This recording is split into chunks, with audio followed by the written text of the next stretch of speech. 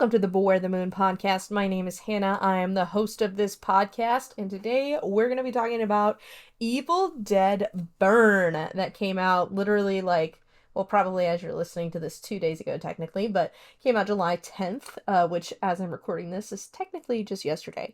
I have seen some really weird rhetoric going around about this movie.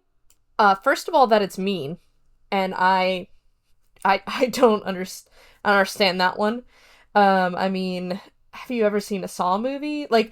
There's 5 Evil Dead movies before this one, and only one of them is goofy, fun, good times, which is Army of Darkness. The other 4 are pretty mean. Sam Raimi has said even that he and Fede Alvarez, when they did the 2013 Evil Dead remake, that they wanted to make it the scariest movie of all time. And supposedly, I don't have a direct quote for you for this, but he has said that's the movie I would have made if I could have done that with what I had back when I made the first Evil Dead movie. So and the thing is, Evil Dead 1 and 2 are both terrifying. They're a little zany. But the original 2 are also terrifying. There are some sequences that just genuinely make my stomach squirm from those two. So I don't understand what. And there's a lot of stuff in this one that I'm they did something similar in Evil Dead 2013. They did something similar in Evil Dead Rise. Okay, they did something like that in 2013. They did something like that in 2013. So I don't understand quite where this criticism is coming from. Evil Dead is somewhere in between the range of yeehaw, yippee-ki-yay, and you know? And this one definitely falls more toward the nasty side of things, right?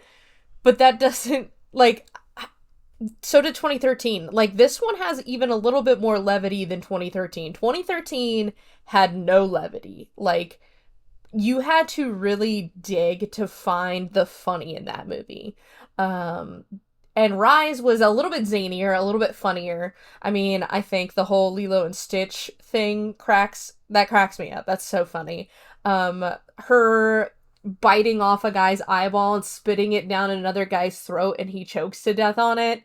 Yeah, that's gruesome, but that is funny. That's ridiculous, it's slapsticky. This one has, none of that. Really slapsticky, goofy, funny kills. Which I don't mind. I saw someone who was this one crosses the line, and I'm compared to what? Because 2013 has way more brutal stuff going on, in my opinion. I will say, this one, maybe it's because there's some, and I'm gonna have to, kind of, beat around the bush with my language here, but it has some domestic unrest. I hate that, YouTube will just straight up, block your video, basically. Not block it, but, algorithm will take a dump on it if you use certain words, because I'd rather just use the words. But there's some domestic unrest, quote unquote, because I don't know how the algorithm will react to me saying domestic A word, going on, but it's not, gratuitous. It's not, there's 2 scenes of it, and one scene they just keep replaying, basically. So, I don't get that. If that's where you're coming from, saying, that crosses a line, I think they did a really good job of being sensitive to that subject. And they really show, I think they do an amazing job showing just, Alice is so conflicted about it.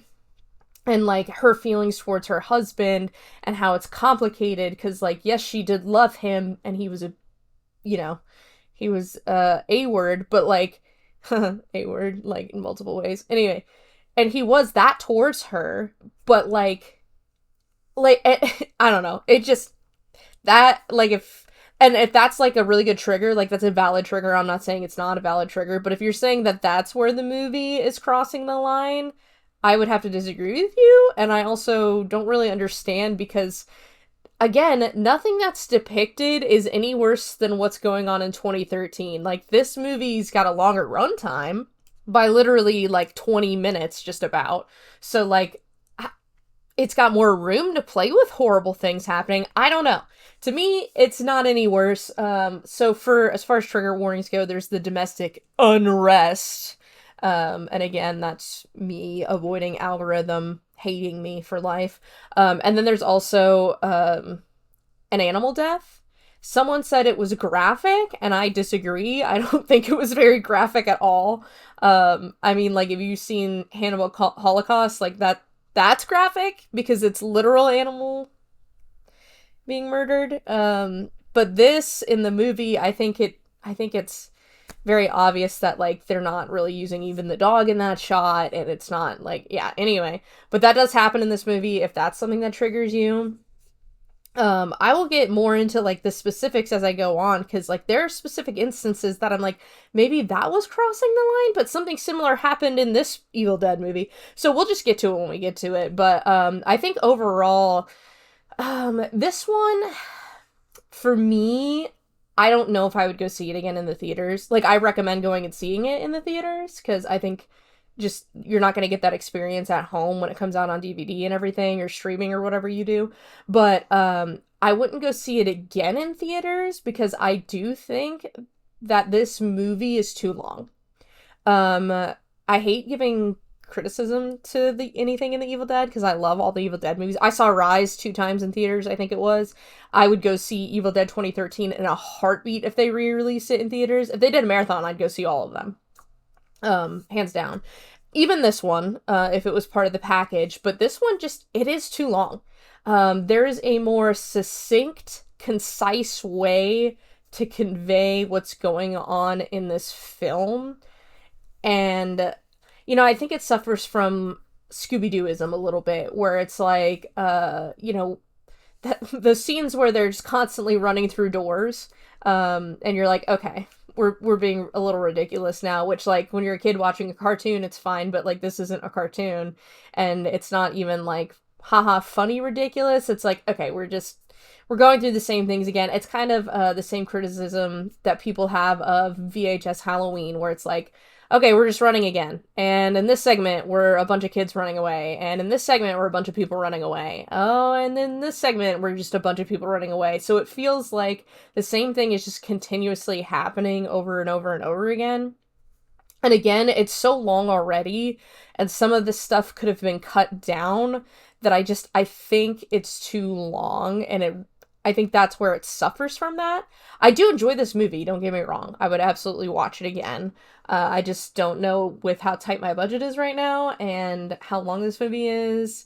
And it's my least favorite out of the most recent 3 Evil Dead movies. Not to say that it's bad again. It's not bad.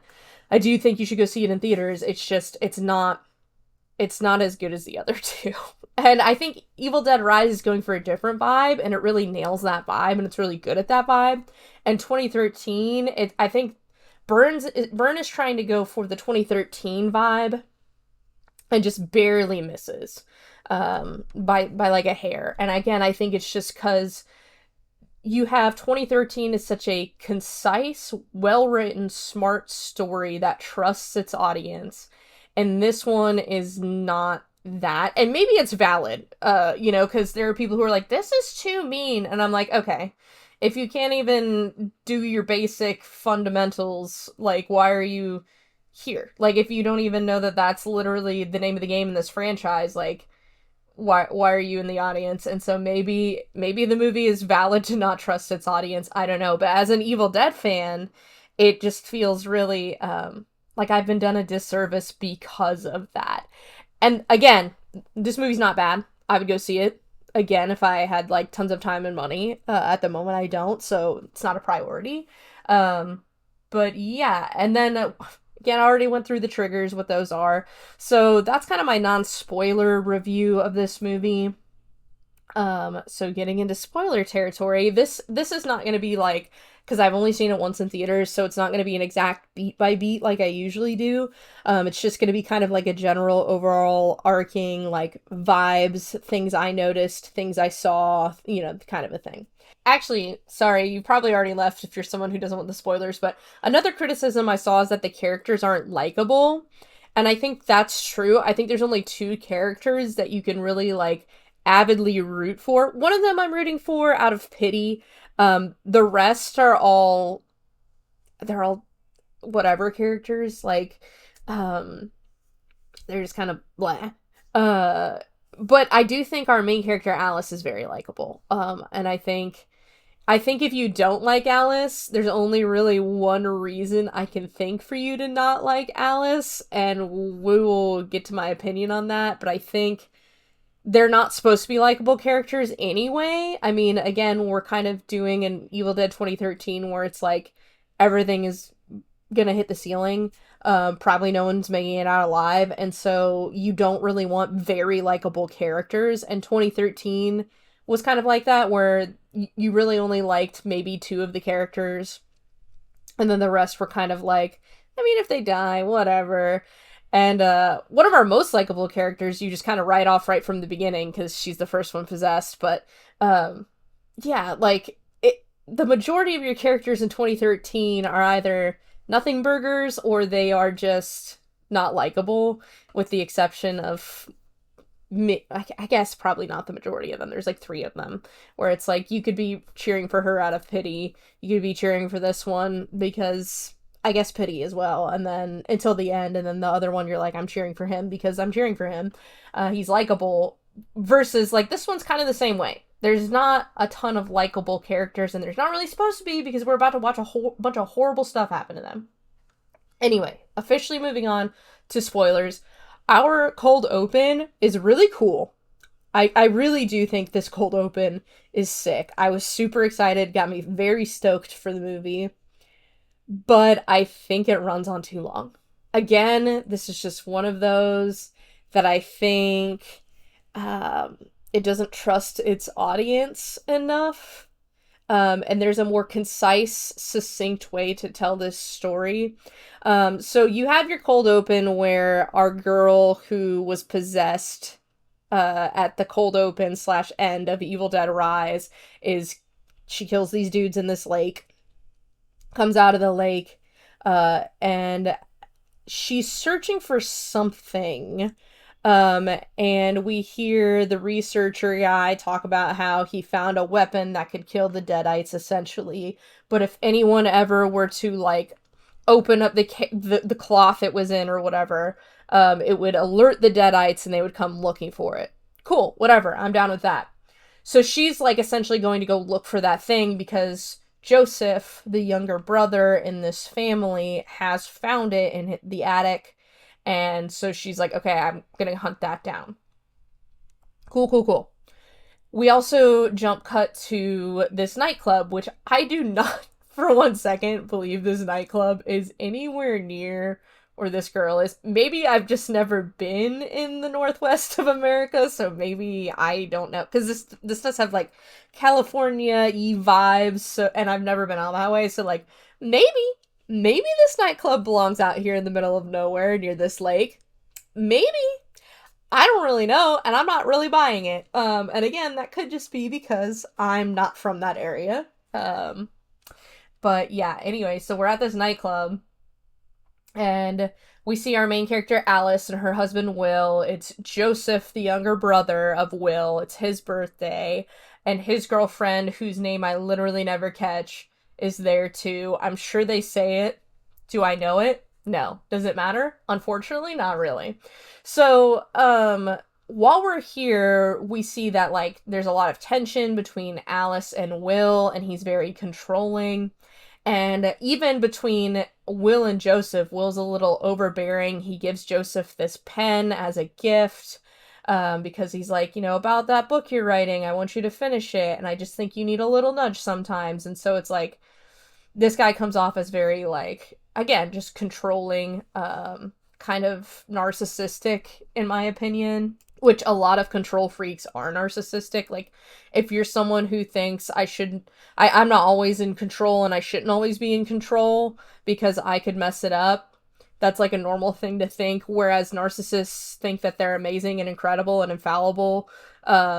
and that's like a lie they tell themselves. They don't actually believe that. It's just the lie that they tell themselves to sleep at night and to justify their actions. And so that's why they're control freaks. So like narcissism and being control freak kind of like go hand in hand.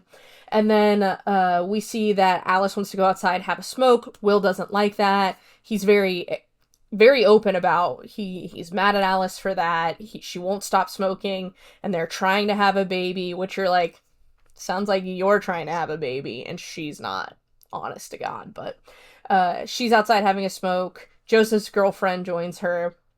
A cook from the nightclub joins her, and supposedly this nightclub's like a restaurant.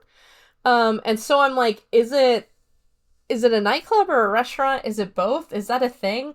I don't know. I don't ever go to nightclubs, and the restaurants I go to are like Longhorn, stuff like that usually. So like, maybe, I don't know. Maybe it's the world's first hybrid and I just, whatever, we're supposed to roll with it. But she's outside having a smoke, and Will comes out and is really confrontational. He's like, you're talking crap about me to my employees. You're supposed to not be smoking. She's like, you're making me out to be this like insane drunk, and I'm not. I'm not even that drunk right now. And he's mad at her, and he's like, you're the only one who makes me like this. With my other girlfriends, it wasn't like this. You just make me lose control. Typical rhetoric of someone who's gonna hate you, girls. Honestly, like, that guy is probably gonna kill you one day if that is the kind of stuff he's saying to you. So, I know this. I'm like, oh, all the red flags. Bing, bing, bing, bing, bing. We are like red flag nation up in here with Will. He's like, I'm leaving. He gets in his car. Joseph tries to stop him because he's like, you're drunk. And he's like, I'm fine. No, speeds off. Which later his dad says something to him. Like, it's the Deadite and his dad says something to him. But also, like, that's 100% not your fault. You're not, like, Will's an asshole. You're not gonna stop that guy. He goes speeding off. There's the chick from the lake. She steps into the road. He hits her dead on, and it's so good. I'm like, ooh!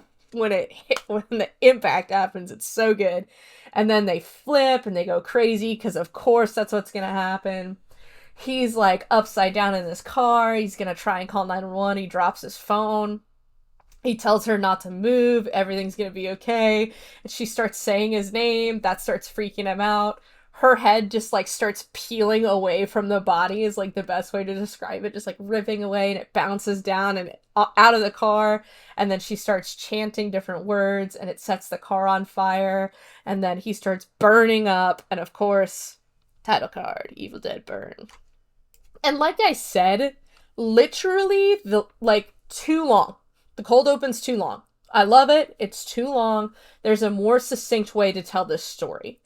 Like, you just have to show clips of her and Will fighting a little bit, and then you just have to later on introduce this pen, because this pen comes back. But later on, you can introduce that pen, and she can be like, oh, is that the pen Will gave you for your birthday? And he can be like, yeah. You don't have to go through this whole thing. And like, honestly, I know a lot of directors and writers do stuff like this because they don't trust the audience to pay attention. Honestly, if you're not paying attention, fuck you. I don't care. You don't matter. If you pay $8 to $15 to go sit in a movie theater to not pay attention, this movie's not catered to you anyway. Just leave. Why are you even here? That's not my problem that you're not paying attention. Either invest in the movie or leave. And you know what helps people invest in the movie? Having to pay attention. When they have to pay attention to catch on to things, they will invest in it. My mom is invested in movies when we go to the theater. When we're at home, she's like, what happened? Who is that? Is this gonna... And I'm like, bro, just watch the movie. Just watch the movie. She knows she can ask me a question, so she stops investing in the movie because she'll just ask me. And I'm like, I'm not answering your questions. And then she'll invest in the movie. So just do that, directors. And if people don't like it, they can leave and go watch YouTube shorts or TikToks or whatever. Like, that's not the audience you're catering to, okay? You're catering to the movie audiences. That's why this is a movie and not a TikTok short. So trust us to be paying attention, especially in the theater, bro. Anyway, ran over. Like I said, there's definitely a more succinct way to do all that, so that way the cold open isn't so long. I also don't think we need any characterization from the two guys who get killed in the lake. We spend way too much time with them. We don't need that. We just don't need it. It just doesn't matter. Just doesn't matter. So anyway, clearly Will is burned up.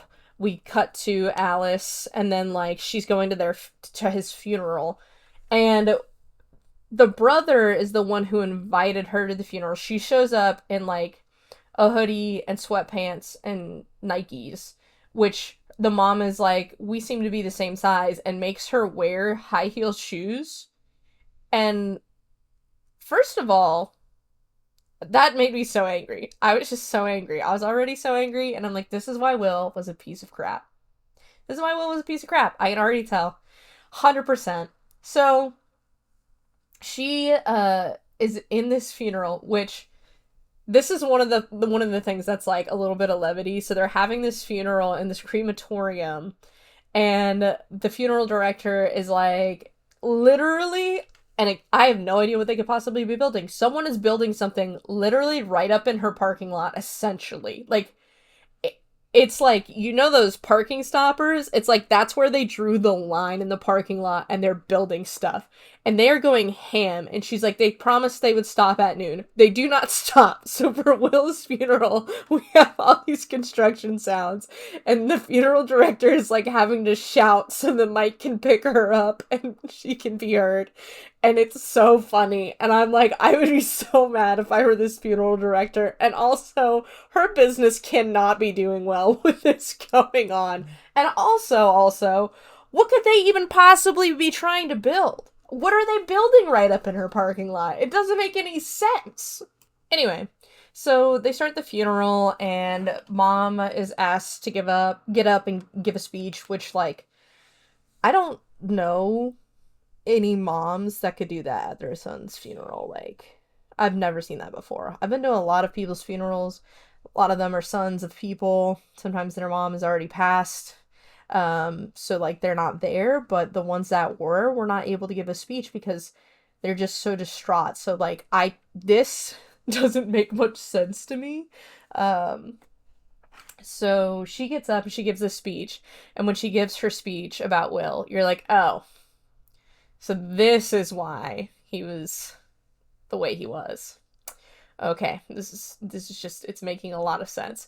So then when she sits down, the funeral director asks Alice to get up and give a speech, and Alice is like completely shocked. So clearly they didn't ask her to do this. And this actually gets really, really unfair once they get to the house, because you find out like Joseph is the one who invited Alice, and the rest of the family was not going to include her in Will's funeral.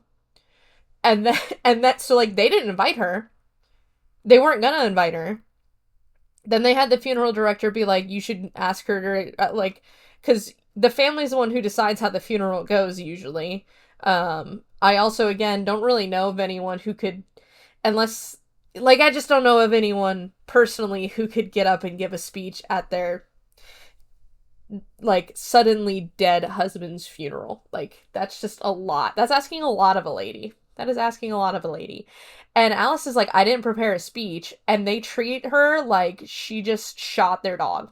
And I'm like, are you kidding me? You weren't even going to invite her. What? And again, this is why Will was the way he was. So then they're wheeling him out. And like it's a closed casket funeral because he got burned up. And usually like when the corpse is not able to be,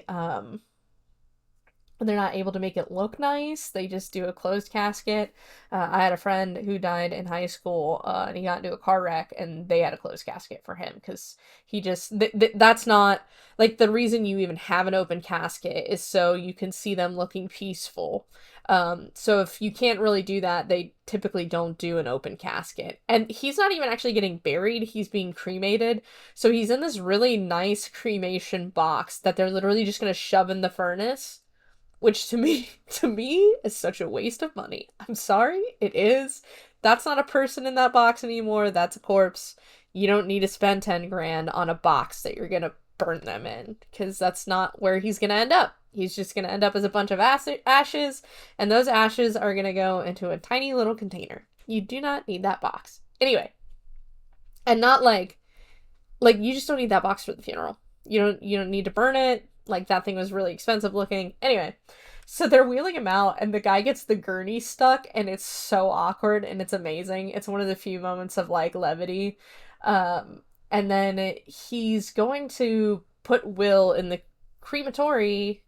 I think it's crematory, and burn him up. But then the dad knocks on the door and he's like, "Can I say my goodbyes?" Which, that's what the funeral was for, my dude.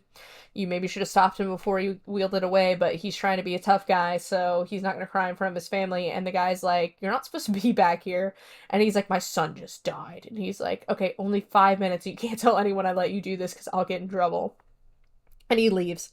And then Edgar, I think is the dad's name, he goes in and he's crying, and he hears Will calling out to him, so he starts freaking out, and he tries to open the box, and he gets a hole in the top of the box, and then a hand comes out and grabs him on the arm and burns him. And you're like, okay. And something else that this movie doesn't really do, and like, trust your audience or don't. If you don't trust your audience, explain the rules to us again, as redundant as that would be. But I'm like, you have to pick a lane. So this movie tends to trust its audience to understand how the Deadites roll and, like, what the rules are for that. But then, like, again, it doesn't trust you to just understand that this family dynamic is bad and toxic. So weird. Anyway, Deadite rules. If a Deadite, like, gets their fluids in you, they can take you over. And so Will's charred flesh just grabs onto Dad's arm and burns him. So that's flesh on flesh, flesh being burned into flesh. So Dad is no longer Dad. They are getting in the vehicles. Oh, we also have, like, Grandma who has Alzheimer's. So that's this family unit. Is Joseph's girlfriend, Alice, who is now a widow, Will, who's the burned up piece of crap, Edgar, the dad, Susan, the mom, and then Polly, the grandma. And it's crazy that I remember all of their names, but not Joseph's girlfriend's name. And again, they don't really say it much in this movie, but they're yelling at Polly, they're yelling at Susan. Like, Alice makes it a point to go talk to Polly. She's like, "Hey, Polly, do you remember? It's been so long since I've seen you." And they're like, "She doesn't remember you." But they're all, like, getting together and going to the house, and Joseph's trying to console Alice, and he's like, "No, Mom's really grateful." She's like, "They hate me." And he's like, "No, she's really grateful to you, blah, blah, blah, blah, blah." And, like, during Mom's speech, she made it clear that, like, Will went over to France to, like, learn about French cuisine so he could open his restaurant, and then he even brought home a French girl, and she's like, "Which was a surprise to us." Not like, "And it was a surprise," or, like, "a pleasant surprise." No, no, no. She very negative. So always been disapproving of poor Alice. Maybe because she's French. I get it. But sorry, that's a joke. That's a complete joke. Anyway, so they get to the house and Joseph goes upstairs he's like looking for his mom, can't find her. She's in the attic and she's like pulling out the like pull out bed, and it's one of those old like springy ones that are inside of a couch that is definitely not comfortable. And he's like, "What are you doing?" And she's like, "What do you think? I'm making the bed because you invited Alice, or you had to invite Alice," or something like that. Clearly not happy that Alice is there. She's just wholeheartedly an outsider to this family, which sucks. Like, that's not acceptable. I don't know what this lady's deal is. Like, I know a lot of single moms are like this with their sons, especially if they only have one son, or if they have a son who's like very much older than the rest of the kids. That she's very like toxically emotionally attached to her oldest son. So it really doesn't make much sense with what we know about this family for her to be that way about Will, but clearly that's the case. And maybe it's because Edgar is also domestically unresting, I guess, is how I would say that. And it doesn't show that he is, but like it also doesn't show that it's a surprise to them when he does things that the Deadites did. Like when he's insulting them, saying things to them, like they're not really surprised about it, which is weird. Also, there's a dog. The dog exists as a minor plot point. He's really cute though. Grandpa was better. Sorry. Love Grandpa more. So the Deadite in Dad tries to stab himself, and Alice catches him and stops him and is like, I'm gonna hold on to this, and puts the knife in her pocket. And he's like, don't tell my wife. And she's like, okay, fine. So then they're having lunch. And Dad keeps grabbing sharp things, and the way he's holding them, you're like waiting for him to just stab into someone, and everybody keeps taking the stuff from him. It's so funny. Like, Alice just quietly takes his knife and puts it on, like, on the other side of her so he can't reach it. Then he grabs the wine corkscrew and they quietly take that away from him. And this lunch, like, is not a happy lunch. Like, Mom, for whatever reason, Susan expects Alice is gonna carry on this restaurant, and she's like, that's not really my thing. And she's like, well, Will would want you to do it. And she's like, but it's not really my thing. And she's like, you helped him run it before. And she's like, I literally just did the accounting. Like, I'm not a foodie. And like, honestly, she probably just wants to get away from memories of Will, which is super, super valid. But of course, Mom doesn't care about that. Mom doesn't see that. You know, her boy is perfect. She literally, I think, said that probably verbatim during Will's funeral. So, like, she said something like, my perfect angel or something like that, Will. You know, just typical on-the-nose crap where you're like, okay, lady, your son could actually turn out to be Hitler and you just wouldn't even care, which is probably true. And it's so funny because she's so hypocritical of her own dad. Her dad, Vamoose, we learn later in the movie that he left because he found this mythical weapon to fight the Deadites, and he's like, they're gonna forever be looking for me, so I have to be on the run to protect my wife and my daughters. So he abandons them, and Susan is like, he was crazy and he was going on about this stuff and he just left us and he couldn't face reality. And I'm like, talk about the pot calling the kettle black, am I right, lads? Like, can't face reality, but like, Will, her very clearly piece of crap son, is doing awful things to his wife, and you're like, no, that's an accident. Okay, Susan. Okay. Anyway, during this lunch is when the dog dies. By dies, I mean he gets stabbed in the neck with a fork, which, to be completely fair, someone was like, graphic animal death, and I'm like, oh my gosh, oh no, because 2013 had a graphic animal death. Like, there's one quick shot of Mia taking a hammer and just going to town on Grandpa, and David is the one who finds Grandpa, and Grandpa's already gone, and he has this flash of, like, an idea or a memory, and it's Mia, again, just, like I said, taking a hammer and going to town on Grandpa. And so I'm thinking, like, it has to be that level if people are saying that this has graphic animal death. Like, it's gotta be that bad.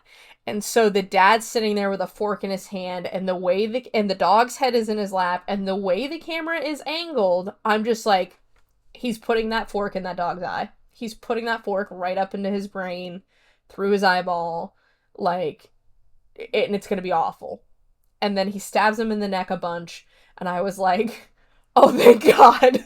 I feel bad that was my response, but I was like, again, thought it was going to be 15 times worse, because it's really close-up shot of the dog, and clearly it's just, like, faux fur that they're stabbing into. And, like, maybe not clearly, like, it's a good effect, but, like, I know my movie-going brain is like, that's a practical effect. It's him stabbing into faux fur, and there's, like, you know, liquid in a bag behind, or whatever, you know what I'm saying? So, like, and you don't even see, like, the damage to the dog's neck, like, nothing. So I'm like, okay. So, like, we did technically see him stab the dog. We don't even get the dog's head in the shot. We get nothing but the dog's neck in the shot where he's stabbing the fork into the dog.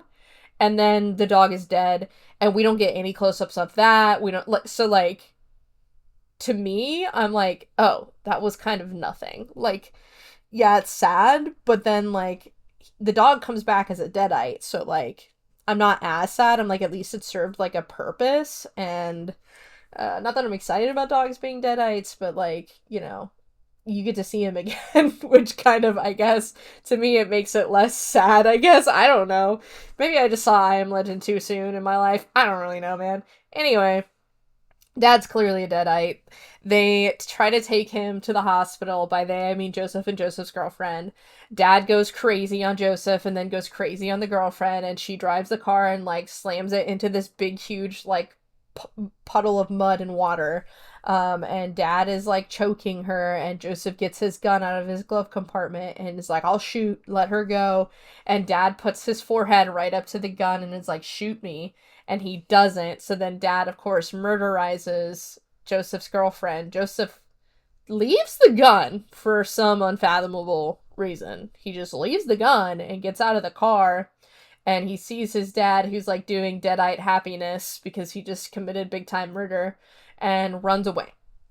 And then we cut to Susan and Alice, who have just buried Max, which, like, how did you do that fast? I'm sorry. I don't know how you two did that fast. That, like, it hasn't been that long, I don't think. Anyway, Polly is also making really funny remarks about Joseph's girlfriend being a thief and trying to steal her money, and that comes back later in a moment, so just so you know. That's kind of like a running gag, because Polly has, like, dementia and Alzheimer's, and so she just is, like, not there mentally. So, which, the super nice thing is they never just straight up abandon her. Like, they're always trying to get her to safety, too, which I'm like, oh, that's so nice. I don't know if other, like, they say this movie is really mean, but I'm like, if this movie were really mean, they'd be like, fuck this old lady and throw her on the ground and run, bro. Like, and they never do that, so points for them, I guess. So Joseph gets back to the house. He's freaking out. There's a knock on the door. It's his girlfriend.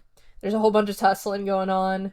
She literally says to him, because he's, like, defending himself against her, and eventually stabs her in the neck with something. And she's like, oh, so shooting your dad is too hard, but killing your girlfriend is easy? And I was like, oof. Yeah, for sure, girl. I feel you on that. Like, the Deadites got a point on that one. And then there's more tussling. They wrestle her down into the basement and lock her down there. Then they're all gonna leave, but then Dad's outside and Max is outside. And Dad takes the gun, and Dad has the gun, and he points it at them, and I'm like, oh, they're screwed. They're so done, bro. And instead he uses it on himself. And he literally uses it on himself multiple times. And I was like, you know what? At least there's no more bullets in the gun. At least he's unloading on himself. You know? That's kind of the best you can hope for in an Evil Dead movie if the Deadite has the gun. And, yep. So, earlier, like, Alice found a bunch of Grandpa's stuff, so she's like, what the hell is all of this, Joseph? And he's, like, trying to explain to her, but then, at this point, I think, so this nasty thing happens where Joseph's girlfriend, who is a Deadite, grabs Grandma's, like, fake teeth and licks them and puts them back in Grandma's mouth. And again, if you trust your audience, trust your audience, and if you don't trust your audience, you have to explain something like this. Because the rules of becoming a Deadite are, if you die in the vicinity of a Deadite, you become a Deadite. If a Deadite's bodily fluid gets into your body, you are also now possessed. And so that's what this is it's her bodily fluid going into Grandma quietly, because they think maybe Grandma knows where Grandpa hid the weapon that could kill the Deadites, right? And that all happened before they put her down in the basement, which was really funny because she's just going to town on Joseph and Alice, and then Grandma's like, I have what you want, so the Deadite goes up there, and she's like, my money's under my mattress, take it and leave us. Which is really funny, because the Deadite's like, okay, so you're really not registering any of this, but you know what'll fix you is being possessed. Then licks her, like, mouthpiece and puts it back in Grandma's mouth, which, again, disgusting. And then after that is when she gets thrown down in the basement and locked away. And Grandma also unlocks her from under the basement at some point. And again, this is where the movie is just like, it could really use less, honestly, because I can't even remember, like, when she gets locked in the basement, when Grandma unlocks her, when does she do this retainer thing? It's just, and I think she does the retainer thing after Grandma unlocks her from the basement, and it's like, it's so much, and, like, you don't need that much. You just don't need that much. You can condense some things, and, like, one of the cooler sequences is the Red Band trailer, where Alice is crawling through the house, and Joseph and Susan are just getting laid out by Dad. They're just getting wrecked by Dad, and she's just like crawling, and it's just like happening in the background as she's crawling away. Like, that is one of the coolest sequences in the movie. Not the coolest. I don't know if there is one that I would choose over another. All the cool sequences are equally cool in this movie to me, and this one's a really cool sequence. So, like, that happens a little bit later, but like that's one of the cooler sequences that we could keep the way it is. But like a lot of these other sequences can be condensed somehow because the movie's just too damn long. It's just too damn long, and we don't even need all of this. Like, again, there's just a more concise way to tell this story. Like, sometimes things will happen and Alice has a flashback to when Will and her were arguing in the kitchen at his restaurant, and he basically knocked her into a pot of boiling water, and she has a scar on her like hip area from it. That can be we don't need to see that every time she has that flashback. And the thing is, like, and this is kind of where some directors stand out over others, because if you have a really strong, like, audio going on in that scene, like, the acting and the actors' voices and the sound cue is strong enough in that scene, you don't ever need to show that scene again. You don't even need to show that scene at all, even sometimes. You just need to play that so we know she's reliving that in her head. And that's, again, an issue of trusting the audience. And, like, and I think they were trying to do this thing where they slowly reveal what happened, because, like, there's one time they play it, and it plays up to the point where he burns her and stops, and then they play it all the way through again. And I think those are the only two times they play it, but, like, don't do that. Just don't do that. Like, you're causing the movie to go on longer than it needs to, and it's already a really long movie. And it's not more memorable either to do it that way, because what you remember is him burning her. You don't remember all that lead up and then stop and then lead up and into it, because, like, the thing that matters is that he burned her. And so, like, it just isn't necessary. We don't need it. It's too much. So that's happening as well within Alice. So then after they, like, after the girlfriend does that thing to Polly, the grandma, Alice beats her over the head with grandma's leg, which I saw some people like, can't wait to see what the Deadites do with grandma's leg. Unfortunately, nothing. It's Alice, and she uses that leg to knock Joseph's girlfriend down the stairs, and then he grabs the dishwasher face and just slams it into her head so many times that it, like, completely smashes her head like a pumpkin. Which, again, if you don't know the rules about Deadites, that renders them useless. They are for reals dead. They can have their head cut off, but if their head is smashed up, they're dead. They have to be completely dismembered too to be able to, like, be stopped. The other option is burning them. The other option is buried alive. And some people I could see maybe, like, would have a problem with Will being around because he comes back in Deadite form and he's, like, burned. But the thing is, he was burned when he was alive. You have to burn them when they're Deadites to get rid of the Deadites. So, like, his body wasn't rendered completely useless, I guess, by the fire. His head was still intact. His limbs are technically still intact. It's like his muscles and his sinew and his skin and his organs that are all gone, which I guess a Deadite can use you even if you don't have those, because they're powered by the devil. So, you know, you don't really need to follow the rules and logic of living if you're an undead evil thing. So, like, I don't have a problem with that. It's weird if you don't explain it, and I'm sure a lot of people are confused by it. So, especially since people are confused by how cruel and how mean this Evil Dead is, like, these people probably don't remember the rules either, so. And that's, like, assuming they saw Evil Dead 2013 at all, which I doubt they did, so.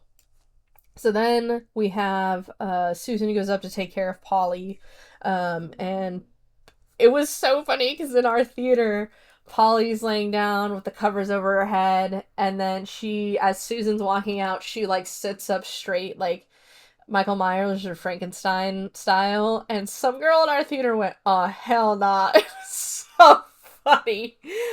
She starts talking to Susan, and she, like, convinces Susan that, like, we're not mean. We can be a family again, just like you want. We just need to find this one thing. And her husband's at the window because they're like upstairs. And so she like opens the window to let him in and they smooch. And he's got all this like blood coming out of his face. And so, of course, like they're smooching and it's getting into her mouth. And like, it's the slower way to become a deadite. Like, if you have their bodily fluids inside, like, enter you, I guess, via orally, I should say. Ugh, everything I said sounded awful. That doesn't happen in the Evil Dead universe in the franchise. I'm so sorry. Anyway, is that what I meant? Anyway, if they like give you their again, this sounds horrible and sexual in any way I can say it, but if they give you their fluids of some kind orally. Like in 2013, we have Mia puking into the mouth of that other girl. Here we have dad giving smoochy smooches to mom. It's the slower way to become a deadite. So it doesn't happen right away, versus if you're dead, it happens like lickety split essentially in most cases. Another way to become a deadite is if you get bit or scratched. It's kind of like rabies, okay? Except if you could also possess, if rabies things could also possess other dead things. Anyway, so mom's a lost cause at this point. She's like, you haven't kissed me like that in years. And you're like, oh no. And this is when I'm like, dad's probably also like his older son. And they're always making digs at Joseph about how he doesn't become anything. And like, some of it's the deadites talking, but he doesn't become anything. He's not like his brother. He's this, he's that. He's like not good enough, basically, because Will exists and they just think Will poops rainbows or whatever. So then Susan goes downstairs and tries to convince Joseph to tell her where Grandpa hid the weapon, because she's like, they're not here to hurt us. They just are after this one thing, which, how do you believe? Talk about not being able to live in reality, woman. Anyway, and she's not even possessed yet. She's just like this. Susan, dude. Susan. Anyway, she tries to convince him, like, they're not after us for real. They're just trying to get this thing that was stolen from them. Grandpa stole it from them. Just tell them where it is. And Joseph is like, no. And then Edgar comes out and just beats the snot out of him. And that's when that cool scene from the Red Band trailer starts. He tells Alice, he's like, you need to stop meddling in our family's affairs. And you're like, all right, cool. Amazing. That's the Deadite talking, but also they never saw her as family. So when she comes to, that's when the whole Red Band thing is happening. So they're just beating the snot out of Joseph, throwing him all over. And Susan too, because she's not a Deadite yet. She was like, you promised not to hurt him. So she's trying to fight off Edgar and it's not working. And it is such a good sequence. And it ends with Alice crawls into the Harry Potter room under the stairs. You know what I'm talking about? And Joseph's banging on it, and then it's actually not him, it's his head that's banging on it. And they slam his head through, and he looks at her and he says, find it first. And then he's like, find it before them. And then he gets taken away. And so once it's quiet for a little bit, Alice kind of like goes out looking and, yada yada. And then there's a power saw on a stick. I don't know what that particular tool is called, but it's literally like a round disc blade on a weed whacker's what it looks like to my dumb mind, my non-powered tool friendly mind. And so she picks that up and takes that with her upstairs, which is good because Polly is there, and Polly stabs the pen that Will gifted Joseph into her ear, which I think a lot of people probably think that's a little too mean, but in 2013 we had a needle go in an eyeball. So like, is it too mean? It seems pretty on track, man. Seems pretty on par. And then Polly's got gets Alice's face the blade and can't reach the throttle and asks Susan to do it. And Susan, who is not possessed, goes to do it. And like, Susan, you're the worst character ever. She is supposed to be unlikable, at least, because, at least there's that. Like, there's no redemptive anything about her. The character I feel bad for out of pity is Joseph, who just probably, with his personality, never had a chance with his parents just praising Will and shafting him and thinking he's second best, and if you're not first, you're last kind of a mindset in this household is what it seems like. So, like, Joseph never stood a chance from birth of being anything but a coward. And even though he doesn't defend his girlfriend from his dad, at least he has the gumption to not give them the location of the weapon, because he does die. Like, they just kill him off screen, basically. He never reveals the location to the Deadites. So good for him on that. Like, at least he did that at the end of his life. Even though he was a coward up until then, he did a good thing. But somehow we get Alice breaks free from Polly, cuts off another. It's so funny because she breaks free from Polly, and I forget what happens, but Polly only has one leg, and she straps it to the chairlift, and she slowly starts going down the stairs, so the Deadite is being slowly dragged down the stairs, which had me laughing because it's just so slow. It's hilarious. And she grabs a piece of glass and shoves it in Grandma's eye, because then Grandma takes it out of her face and starts using it to cut her own leg off, which is amazing. Definitely an easier way to do that, but okay, Deadite Grandma, whatever you want. Seems like a power move somehow. And then Edgar comes, and so Alice, what a good person, grabs Susan and is like, come on. And something else that I appreciated, I was telling my dad this, so I've worked with a lot of people whose first language is not English, and when they have when there's a dire situation, when they panic about something, I tell people, you have to give them a moment, because they immediately go back to thinking in their first language, the language they're most comfortable with, and then they have to remember they need to translate to you. So they're not thinking in English, they're thinking in Spanish or French or Russian or Serbian or whatever it is that they're speaking natively. And so that's what she does in this moment, which I really appreciate. It's just an accurate, cute little character thing where she's freaking out. She's yelling at her in French. Alice is yelling at Susan in French and gets Susan up and into the bathroom and ties her to something. And she's like, what are you doing? Let me go. And she's like, she's basically like, you stupid bitch. You just tried to kill me. There's no way I'm just letting you go. You're lucky I even saved your life just now, you piece of crap. And starts sawing into the ceiling, because she's going to break into the attic via this bathroom and find this weapon that's going to kill the Deadites. And as she's doing that, Susan turns into a Deadite. Her nasty rhetoric turns into Deadite rhetoric, and you're like, okay, that's basically who you were this whole time anyway, so it doesn't even matter. She doesn't even notice the switch, because that's how bad of a person Susan is. And then Susan, of course, goes after her. There's this really cool sequence where she's got Alice in the tub, and it's one of those clawfoot tubs, and it's also a shower, so it has the wrap around shower curtain and plastic. And she takes that plastic and wraps it around Alice, and then she shuffles backwards and just keeps shuffling and keeps shuffling and keeps. So she shuffles against the wall, and then up the wall, and then up the ceiling, and it's really cool. And they did it really clever, and I really liked it. And then Alice takes a razor blade and starts razoring off sections of Mom's face with this shaving razor. And again, that's not I can see people being like, that's too mean. Not really, because we had a cheese grater, and that was Deadite to human, cheese grater on the leg. This is a person defending themselves against a Deadite. And maybe this isn't what they're talking about when they say this movie's too mean. I don't really know, but if it is, completely invalid in my personal opinion. We had something way worse in the last movie, and it was happening to a person, so.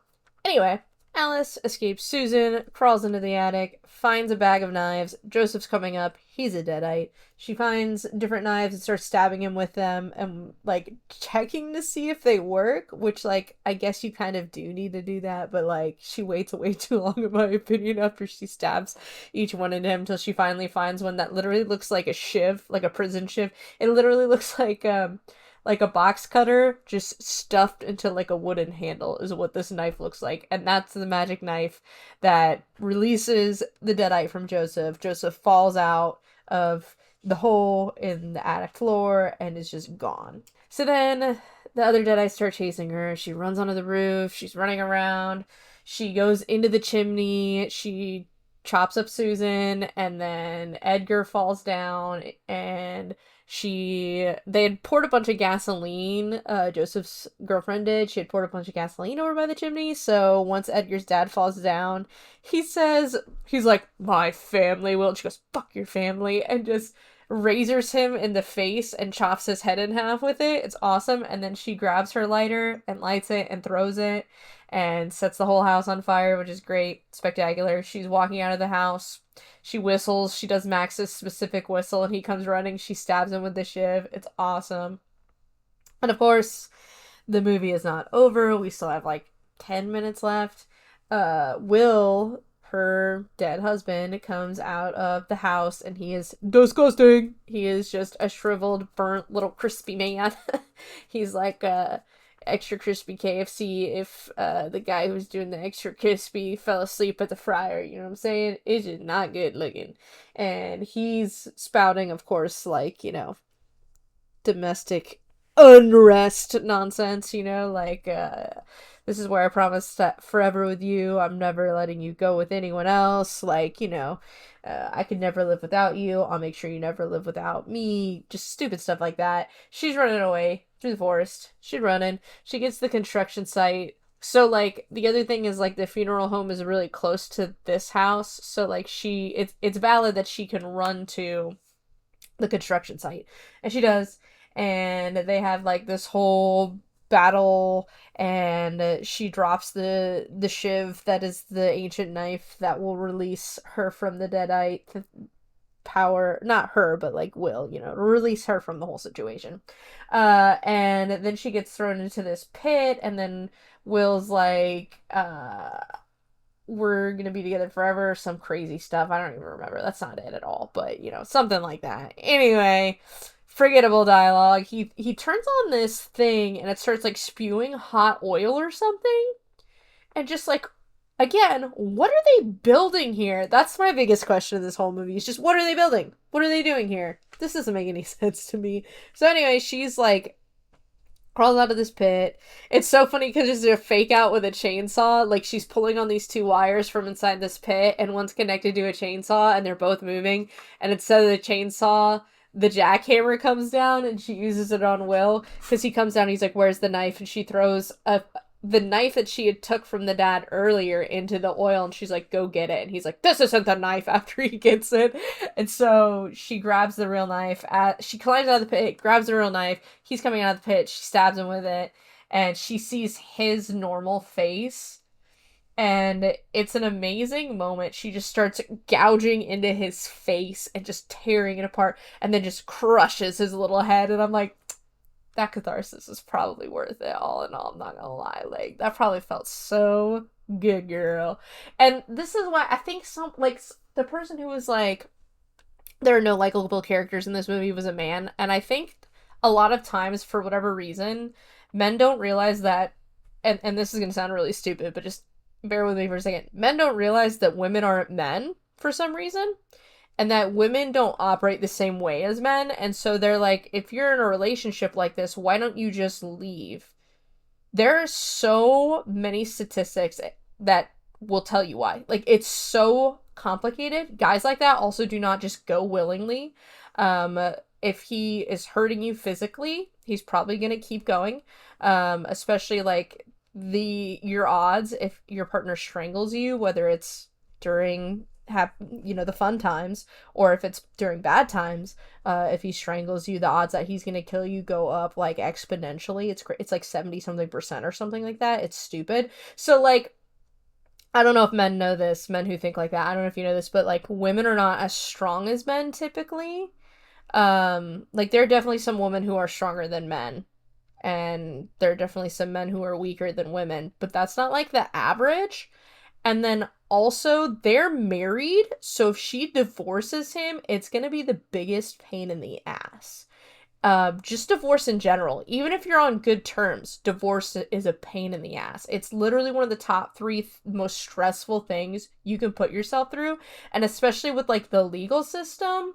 Like, if divorce was simply like, okay, we're done, we're both moving out of this house, we're splitting everything evenly, whatever, we're going our own way, it'd be a little bit easier. That's not how it works, though. You have to split up assets, you have to do this, you have to do that, months and months and months of like litigation to go through and talking about, do you want this? Do you want that? What's he owed? What are you owed?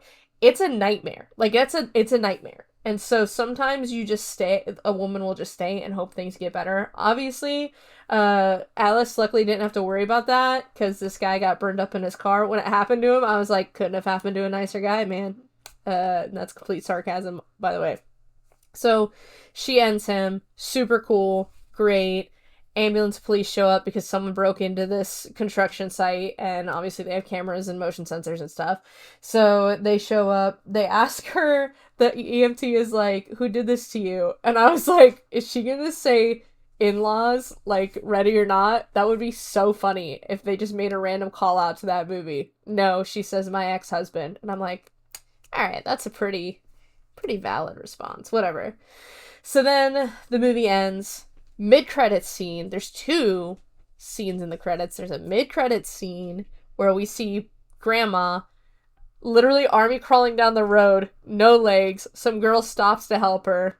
R.I.P. to that girl. That mid-credits scene ends. Then we get a post-credits scene. And this post-credits scene is the funeral lady and her daughter, and she's like, sorry I have to bring you to work, blah, blah, blah. And she's like, what are all these urns for? And she's like, those are all the people whose family never picked them up. We just keep them for a little bit, you know, in case their family does decide to come get them. And so she's reading off the names, and one of them is Ellie Bixler. And you're like, oh, Maggie Mommy is back, girl. And she was. Maggie Mommy was back. She looks in the mirror. There's this whole sequence. She literally yanks this kid's head to the side and, like, snaps it. And there's, like, blood spurting out of it. And you're like, oh, girl. Which, I don't know how this would even work. Like, I don't know how it would work. Whether it's, like, Ellie's deadite spirit roaming around. Earlier, too, like, the guy in the crematorium who was working the crematorium got pulverized in some way, so I'm like, maybe she took over his body? I don't really know. I don't really care. It was fun.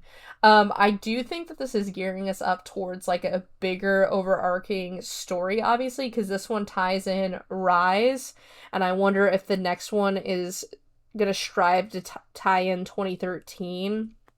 And then I wonder if, like, we're kind of building up all these, like, loose ends so that there's going to be this big showdown with a bunch of our survivors and the Deadites, I think. I think that's what we're gearing towards, so that would be super cool. I loved this movie. Again, it was just a little too long. There was just some things that I'm like, there's a more efficient way to write this. So that way we're not here for an hour and 50 minutes doing the same, like, 4 things, because it's a lot of, we're running away from this deadite, now we're running away from this deadite in the house, now we're running away from this deadite in the house, now we're running away from that deadite in the house. Whereas, like, 2013, their acts were all doing something different. You know, Act 1 is the setup, we're setting up what's going on, we're reading out of the book. Act 2 is, like, Mia's possession and figuring out what the heck is going on. We've got people getting pulverized. Act 3 is David playing hero. Act 4 is Mia is back and she has to end things. Like, there's something different happening in each act, and it's not just us constantly running from the Deadites over and over and over again. So, that's probably my biggest complaint about this one. Other than that, I think it's a great movie. Again, I don't think we're supposed to like the characters. So I think they did a good job on that. Except Alice. I think Alice is likable. It's supposed to be likable. And I did like her. I thought she was fun. Even though she's French. I'll forgive her for that. This is jokes. Thank you very much for watching, you guys. I have a short up right now on both my YouTube and my TikTok, kind of talking about this idea. For those who just watch the podcast, I'm also a writer. You can check out my Substack. I do horror short stories over there, but I've been writing since I was like 12, and I really enjoy it. And my focus for probably the first 10 years of my writing was young adult novels that never got published. And then my focus for recently has been horror novels for adults that have never been published. And I've just been kind of ruminating on what I want to do as a writer, and it occurred to me that there is a significant portion of kids who who are touched inappropriately before they're 18, and I'm one of them. The statistic is in this country, which is America, is 1 in 5 boys report being touched inappropriately before 18, and for girls, it's 1 in 3. So if this is a trigger for you, hopefully I've used none of the triggering words. So I apologize on that. That's my bad. But my books, I thought, what can I do about this? Like, what can we realistically do? And teaching other adults is not always helpful because they're not always in the situation. You can't monitor a kid 24/7. So the best thing to do is to give that knowledge to the kid. The knowledge of what kind of behaviors in adults are unsafe. And we do have like a long list of them. There's a bunch of stuff that are patterns that we call grooming behaviors that you can teach your kids. However, I'm like, the biggest issue with that is like, if you're an adult and you're just straight up telling your kid, they may or may not take your advice. You know what I'm saying? Like me, I remember when I was a teenager, I would be like, oh, mom, so-and-so told me this today and acted like it was some kind of divine revelation. And my mom would be like, I've literally said that to you for years, bro. Like, I've told you that so many times in your life. And I believe her. So you just never know what's actually like getting to your kid when you're giving them lectures. However, something that humans really intake well is stories. Like, we've had Grimm's fairy tales have been prevailing for so many years. We have Aesop's fables, the Greek myths, right?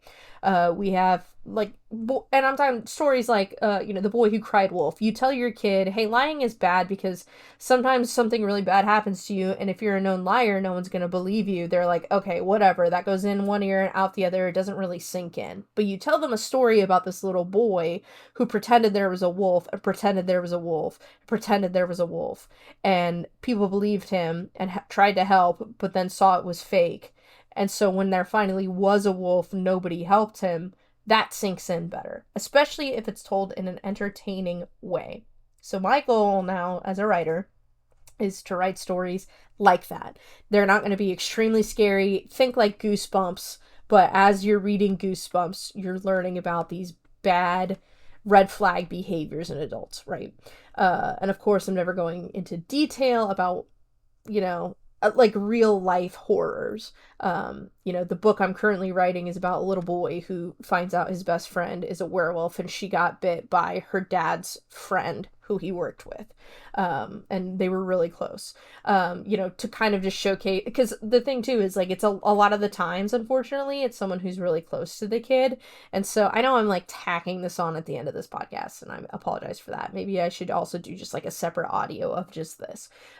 Maybe I'll do that in the future. I don't know. But I've kind of explained some of this, and if you want me to explain more of it, I absolutely will. My goal is not to terrify kids. It's just to give them an entertaining story that's a little spooky, kind of like Coraline, where they're seeing kids being brave and kids standing up to bad adults and what these bad adults tend to do that makes them bad adults. These behaviors that are red flag, unsafe behaviors. So if that interests you, please leave a comment. Please check out those videos because there's a YouTube short about it and then there's a TikTok short about it. And please share those, because a big issue I'm having is I'm like, I feel like this would have a lot of interest. Like a lot of parents would really like stories like this, but my biggest issue is I'm not having agents that are kind of taking the nibble. I've sent out a lot of letters, and I either get crickets in response or I'm just not passionate about this project. This isn't a project I would be passionate about, which I have some personal stake in this, I guess, because of me being a victim of trafficking, but like I just don't understand how you can say you want to present disabilities and minorities and champion for those people but not champion for kids as a whole. That just doesn't make much sense to me. But and so I thought like maybe it's my writing, so I am going to be getting some kids who are in the age range that the book is geared toward to see and get them to read it to see if maybe it's not entertaining enough. Maybe my first few paragraphs aren't entertaining enough. Maybe the book itself, they would think that's not entertaining enough. I don't know if it's my writing. I suspect it's just agents or people with preferences, and if they have a certain storyline or a certain type of book or a certain type of story that they want to tell, and this isn't it, they'll just keep rejecting me. And if that is the case, once I get this looked at by kids in the age range I'm aiming for, I will self-publish. So if you want to keep up with that, definitely follow, subscribe, whatever, especially over on X or Brood Social. I'm over there. And then here, of course, and then obviously the other social media sites. But just let me know, and please do look at, if you're interested in that, please look at those shorts and share them with people. Please share them, because my hope is that an agent who might be interested in something like this will approach me if this gets popular enough and enough people see those shorts.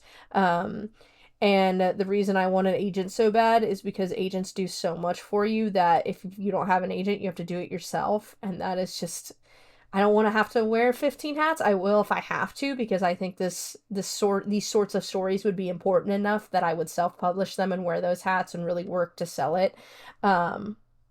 But I would prefer not to. So that's kind of why I'm asking you to do that. And if you're here, clearly you enjoy some of my content, so I appreciate you for just enjoying that in and of itself. And if you do share those, thank you for that as well.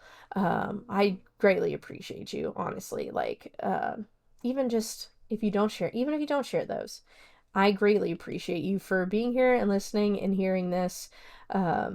Just tremendously. So thank you so much for listening, guys. I appreciate you. We are gaining followers, and I appreciate that as well. I hope everybody's having a good weekend. If you're not listening to this on the weekend, well, I hope you're having a good week. I hope you're having a good day. Hope you're having a good week, a good month, a good year, and I hope to see you guys around.